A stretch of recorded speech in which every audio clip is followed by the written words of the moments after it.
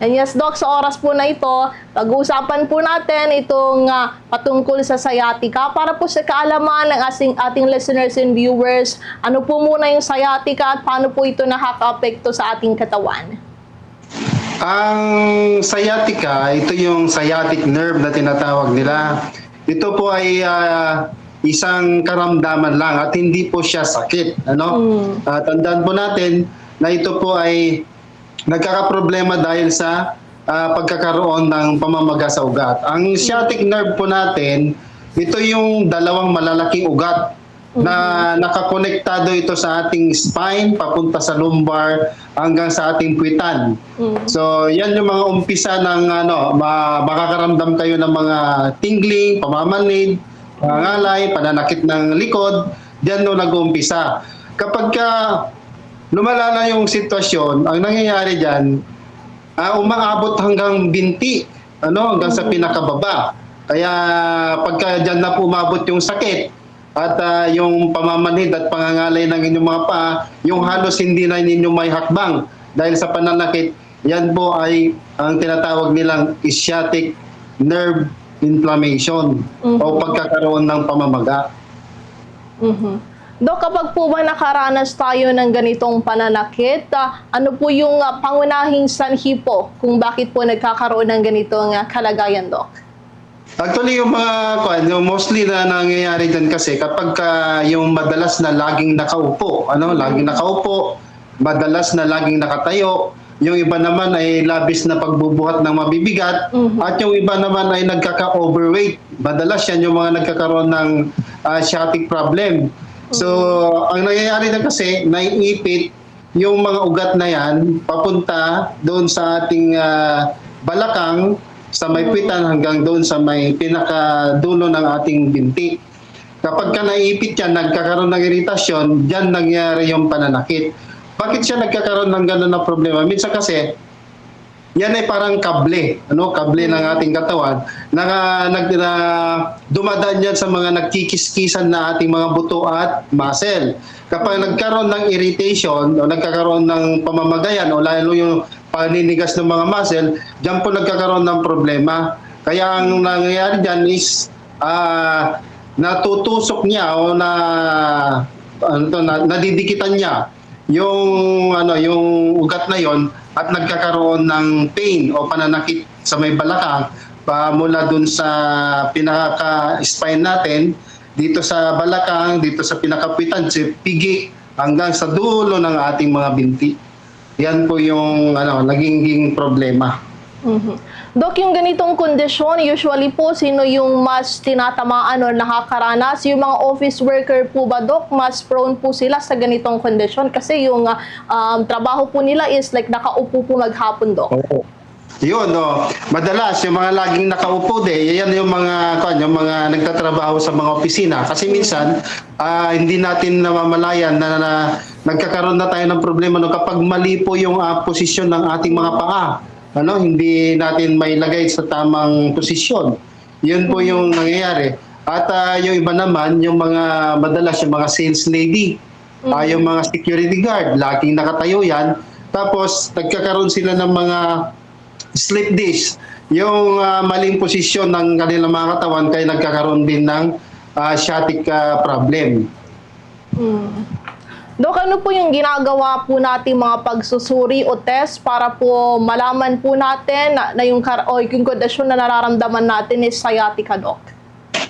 Actually, ang gagawin muna natin dyan, kapag nakaramdam po kayo ng pananakit sa inyong mga gulugod, sa inyong mga spine, sa may balakang, at mula doon sa may puwitan. Kasi sa may pigi, sa may puwitan natin, maraming mga ugat yan. Yung muscle na karga ng doon sa may puwit natin, doon sa may pigi natin, yung mga ugat na yan, kapag tumigas yung muscle na yan, naiipit na yan yung mga ugat. Yun yung mga mild lang. So, kailangan lang ng exercise, kailangan lang na inuman ng mga kontra pamamaga. Kapag malala na, doon tayo papasok, i-check na natin, lalo na kapag hirap na kayong makalakad, pero ng panghihina, wala nang lakas, hindi na kayang tumayo. So kailangan natin pumunta na sa ating mga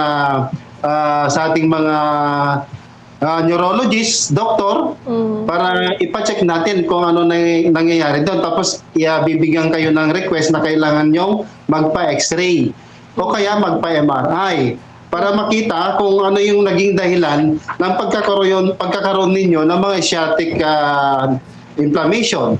So kapag nakita nila na nagkaroon kayo ng ng mga yung mga ugat ninyo ay naipit, kailangan yan, yung iba ang nire-recommend nila for operation. Kailangan maoperahan. Bakit kailangan maoperahan? Kasi nga, meron na yung mga buto na parang kumalat siya, parang nagkaroon siya ng sanga. At yung sanga ng buto na yon, na-irritate niya ngayon yung ugat. Kaya yun yung tatanggalin nila doon. O kapag ka naman simple lang na nakita nila na nagkaroon lang ng nadikit lang o nadiinan lang yung ugat na yon, ang kailangan lang nilang gawin, iwa-warm compress lang nila o kaya i-cold compress. Depende sa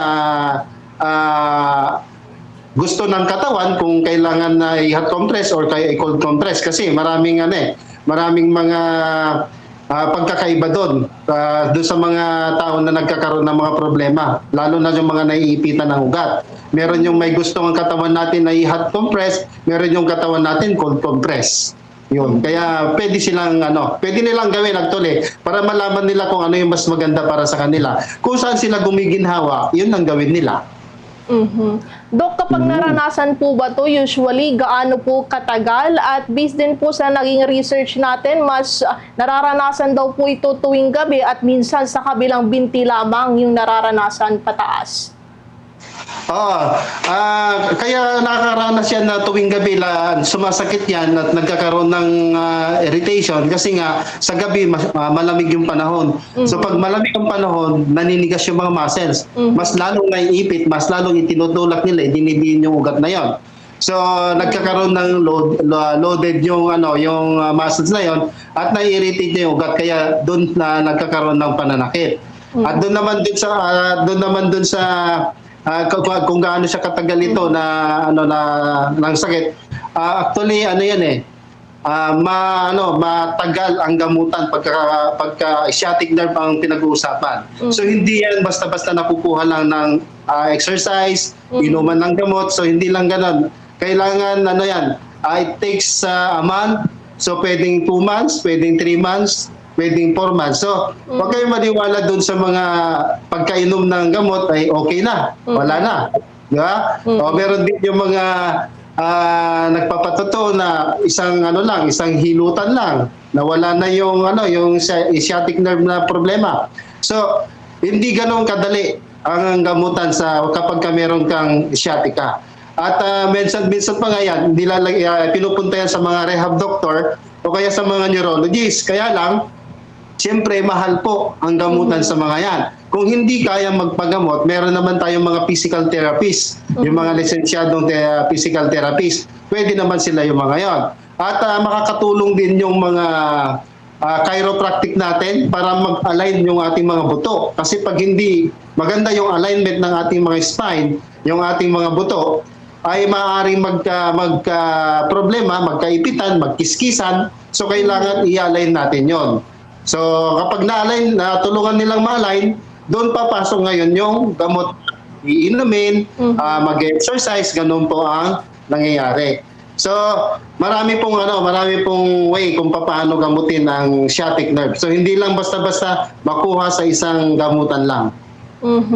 Dok, ano naman po yung mga pwede nating gawin kapag po sumakit itong ating sciatic nerve, lalo na kapag tayo ay matutulog na sa tuwing gabi, Dok? Ano po yung pwede nating gawin para kahit papaano maibsan po yung sakit, Dok? Okay. So, ang gagawin ninyo, kailangan na gawin ninyo yung stretch. So, dahil sa gabi na, matutulog na tayo, kailangan natin na mabawasan muna yung pain. Yan naman yung main goal natin is mabawasan yung pain. So, pagdating sa natural, siyempre magbibigay tayo ng mga pwede ninyong magamit. Tulad nung luyang dilaw o kaya luya. Yung luyang dilaw at saka luya, pagsamahin ninyo, ilalaga ninyo, pwede ninyong inumin sa gabi. So, pagkainom nyo sa gabi, siyempre makakararamdaman ninyo, mababawasan yung pain, yung pananakit. Then paggising sa umaga, sabayan nyo ng ehersisyo. Pero meron pa rin kayong iinumin sa umaga para kahit papaano makakatulong pa rin. Kasi itong mga natural na ginagamit natin dahil siyempre pagka mga pain reliever, pag nasobrahan natin dahil over the counter po yan, hindi naman yan binibigyan ng mga reseta ng ating mga doktor, pwede kang makabili kahit ilang beses kang bumili niyan. Pero napakadelikado po sa kidney organs po natin. So, ang ginagawa natin, siyempre, magre-recommend tayo ng mga safe at na maaaring makatulong sa inyo para mabawasan lang yung sakit. Yun yung i-recommend ko sa inyo.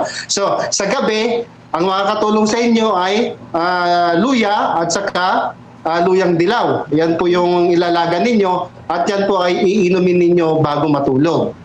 At sa umaga naman, pagkagising sa umaga, meron tayong morning shots na pwede nyong gamitin. Ito yung pinagsama-sama na malunggay, carrots, luyang dilaw pa rin, lemon, at saka pipino. So itong mga klase ng mga herbs na to, na ay na mga fruits at saka herbs na pwede pinagsama-sama ninyo, kapag ito po ay i-juice nyo siya, tapos yan po ilalagay ninyo sa tasa at yan ang iinumin nyo sa umaga, then sabayan ninyo ng exercise. So yung mga ehersisyo na pwede ninyong gawin yung pag-bend, yung pag-unat-unat ng ating mga paa o kaya pag-unat ng ating katawan. So yun yung mga katulong.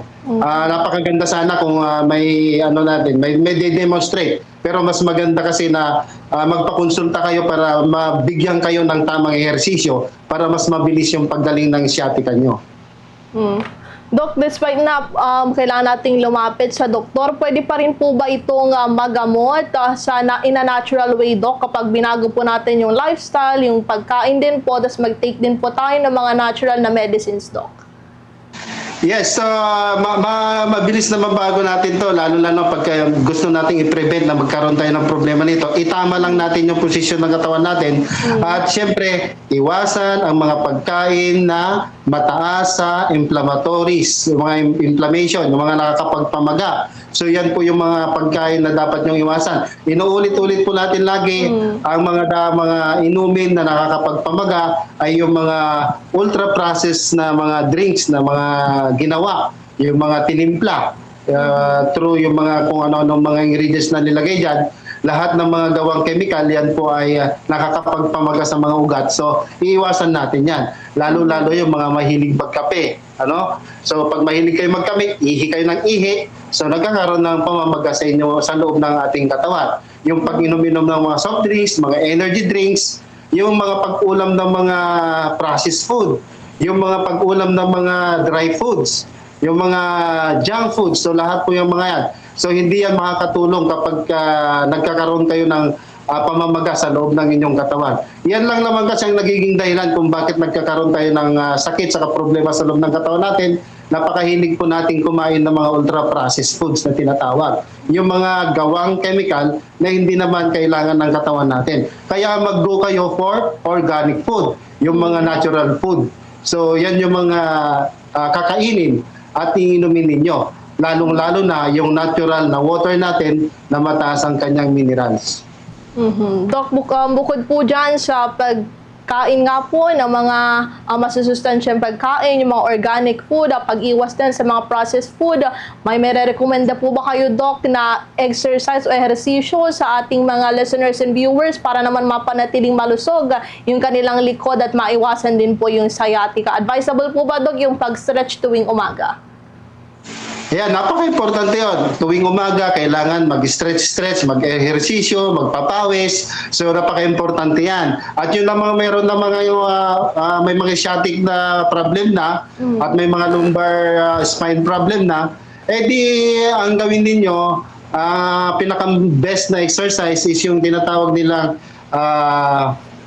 sciatic nerve loss, yung nakadapa, nakadapa kang gano'n, tapos iangat mo lang yung katawan mo na nakadikit ito, nakadikit pa sa floor, ito, tapos iangat mo lang yung katawan mo, stretch mo lang, diretso lang yon. So yan yung isa. Pinakamaganda na exercise pa yung tinatawag nilang half cobra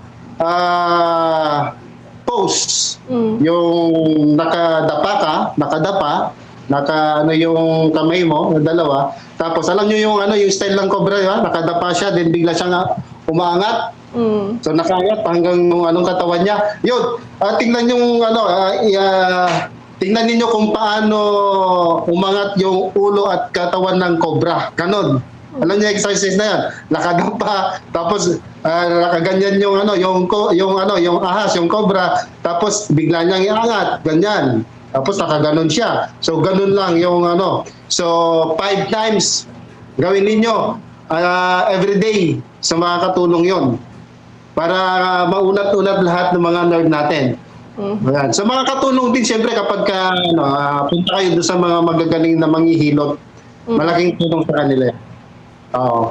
Yes po, Doc. Panghuling katanungan na lamang po siguro. Ano pong mensahe niyo po or payo sa ating mga kabataan at maging yung mga matatanda tungkol sa pangangalaga po ng kanilang likod at para maiwasan na din po yung pagkakaroon ng sciatica? Sa mga maedad, lalong-lalo na doon sa mga 30 pataas, ano? Ibig sabihin nun, yung mga 30 pataas na ang taon, yan, madalas na yan, lalo na yung mga nagbubuhat na mabigat. Huwag masyadong magbuhat na mabibigat, huwag masyadong magpagod, kailangan na normal lang, yung kayang-kaya lang. So huwag niyong pahirapan ng inyong mga katawan, siyempre, at kapag tumataba na kayo, magbawas na kayo ng timbang. At kapag naman sa umaga, pagkagising, mag-exercise muna. Kailangan magpapawis muna, magpainit muna ang katawan. Tapos uminom kayo ng mga matataas na pwedeng makatulong para tumibay ang inyong mga buto at tumibay ang inyong mga ugat. Yung ating mga Super B complex, kung ano yung mga matataas na mga vitamin D3. So, kailangan ninyo lahat yon para kahit paano magkaroon kayo ng mas maganda na buto, mas maayos na muscle, mas maayos na mga ugat, mas maganda yung flow. Kasi umiwas na kayo sa mga bawal. So, ibig sabihin nun, gaganda ang inyong katawan. Hindi nyo na kailangan ng mga gamot, hindi nyo kailangan magpa-hospital. Kasi yung mga ginagawa ninyo sa inyong katawan ay nagiging maayos na ang inyong mga kalusugan. Yan po ang lagi nating tatandaan. Lalo-lalo na, pagka nag-30s ka na, yan na, mag-uumpisa na ang mga sakit-sakit na nararamdaman, ano? So, kailangan, bago pa magkaroon ng problema, iwas-iwas na doon sa mga dapat iwasan. Napaka-importante talaga yung nag-ehersisyo, umiinom ng tubig, yung every routine na ginagawa natin every day. So, kailangan yan. Yan po, Doc. Maraming salamat po sa inyong oras na makapanayan po namin kayo. Happy Father's Day po ulit at mag-iingat kayo palagi, Doc. Okay. So, ingat-ingat po kayo. Maraming salamat po sa pakikinig at tuloy-tuloy lang po yung ating pagtulong sa ating mga kababayan na may mga problema at may mga sakit. Lalo-lalo na yung mga may problema sa buto at mga iba-ibang klase ng sakit. So, kailangan talaga may paliwanag ng maayos sa kanila para alam nila yung kanilang mga gagawin.